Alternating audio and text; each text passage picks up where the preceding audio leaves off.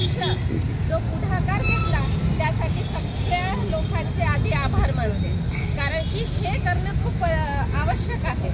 आपण एकटा नेहमीच लढत राहतो. आज 1956 पासून आपण एकटे इकडे लढायचं तिकडे लढायचं असं कधी न होता आज एकत्र येऊन जो लढा लढत आहोत ते खूप मोठ्या म्हणजे खूपच चांगली गोष्ट आहे. सर्वांनी मिळून काम करायचं आहे आणि सगळ्यांनी आपल्या बोधी महाविहाराला मुक्ती करायचं आहे.